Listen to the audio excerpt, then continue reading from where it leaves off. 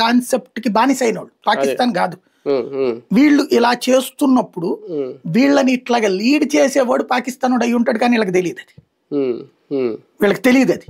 వాడు పాకిస్తాన్ దగ్గర నుంచి ఫండింగ్ తీసుకుని ఇండియాలోనే ఉండి నడిపేటట్టు. అంటే ప్రేరేపిత దాడులే కదా ఒక రకంగా. అట్లా డైరెక్ట్ అవ్వదు కదా. అదే కదా ఇక్కడ పాకిస్తాన్ ఎవడో ప్రేరేపించకుండా ఈడొక దేశీయ ఉగ్రవాదిగా ఎలా మారుతాడు? నేను అనేది అదే. ఇక్కడే తెలివైంది పాకిస్తాన్ ప్రయోగిస్తుంది. ఇప్పుడు వీళ్ళని ఎవరిని పట్టుకున్నా అంత ఇండియనే.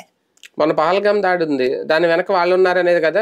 వాళ్ళే వచ్చారు. ఆపరేషన్స్ అవును, వాళ్ళు క్లెయిమ్ చేసుకున్నారు అప్పుడు. అది వాళ్ళే వచ్చారు.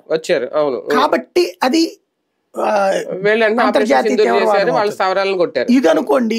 ఇప్పుడు పాకిస్తాన్ అసలు తీవ్రవాద భావజాలం ఇట్సెల్ఫ్ పాకిస్తాన్ మ్యానుఫ్యాక్చర్.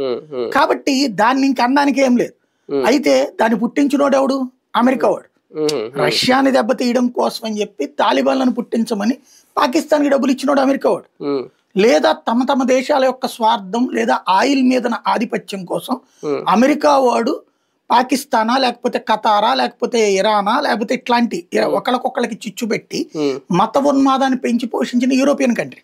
ఇప్పుడు ఇరాక్ మీద ఆధిపత్యం కోసం ఇరాన్ ని రెచ్చగొట్టడం, లేకపోతే ఇరాన్ మీద ఆధిపత్యం కోసం ఇప్పుడు ఇజ్రాయెల్ రెచ్చగొట్టడం, ఇట్లాంటివి. అంటే వాళ్ళ స్వార్థాల కోసం మత పెచ్చని రాజేశారు.